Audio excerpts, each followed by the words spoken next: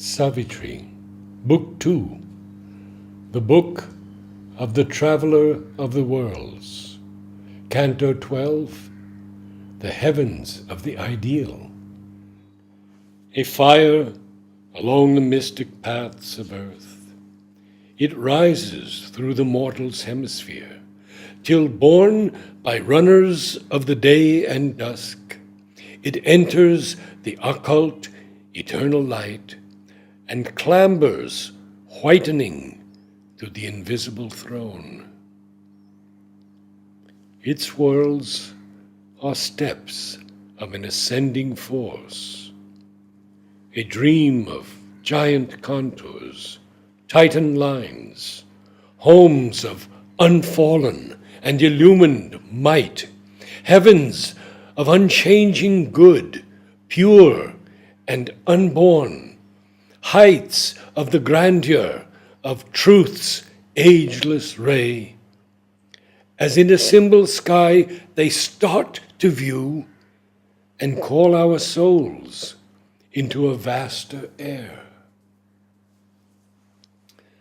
On their summits they bear up the sleepless flame, dreaming of a mysterious beyond, transcendent of the paths of fate and time.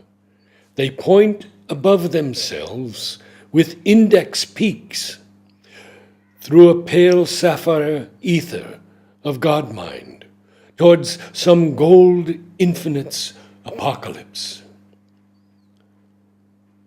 A thunder rolling mid the hills of God, tireless, severe is their tremendous voice, exceeding us, to exceed ourselves, they call, and bid us rise incessantly above. Far from our eager reach those summits live, too lofty for our mortal strength and height, hardly in a dire ecstasy of toil, climbed by the spirit's naked athlete will. Austere, intolerant, they claim from us efforts too lasting for our mortal nerve. Our hearts cannot cleave to, nor our flesh support. Only the eternal strength in us can dare to attempt the immense adventure of that climb and the sacrifice of all we cherish here.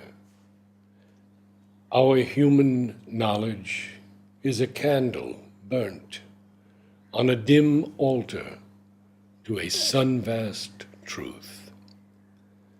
Man's virtue, a coarse-spun, ill-fitting dress, apparels wooden images of good.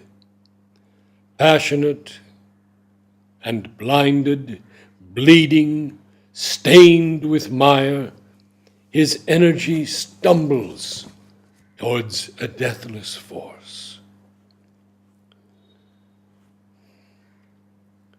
An imperfection dogs our highest strength.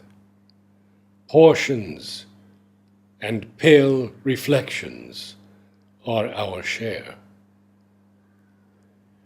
Happy the worlds that have not felt our fall, where will is one with truth and good with power, impoverished not by earth mind's indigence, they keep God's natural breath of mightiness, his bare, spontaneous, swift intensities. There is his great transparent mirror, self, and there his sovereign autarky of bliss, in which immortal natures have their part, heirs and co-sharers of divinity. He, through the ideal's kingdoms, moved at will, accepted their beauty, and their greatness bore, partook of the glories of their wonder fields, but passed nor stayed beneath their splendor's rule. All there was an intense but partial light.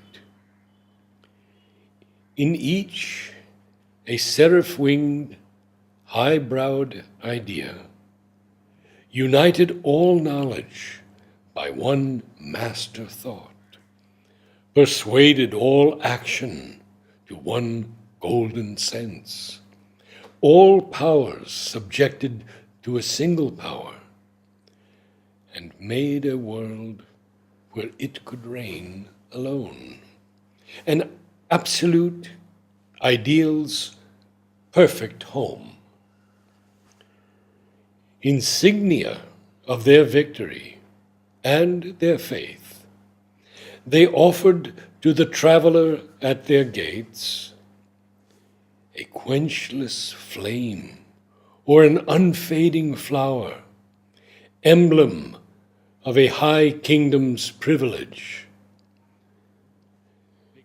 a glorious, shining angel of the way, presented to the seeking of the soul, the sweetness and the might of an idea, each deemed truth's intimate fount and summit force, the heart of the meaning of the universe, perfection's key, passport to paradise.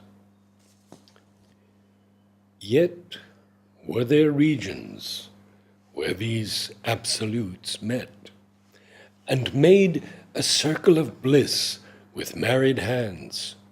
Light stood embraced by light, fire wedded fire, but none in the other would his body lose, to find his soul in the world's single soul. A multiplied rapture of infinity. Onward he passed to a diviner sphere. There, joined in a common greatness, light and bliss, all high and beautiful and desirable powers, forgetting their difference and their separate reign, become a single multitudinous whole.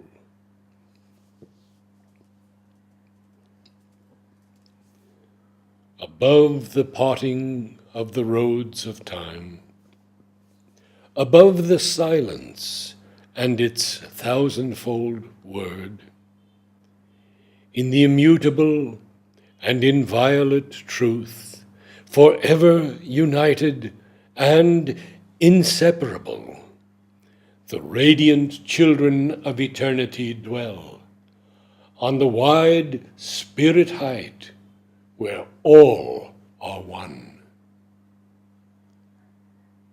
End of Canto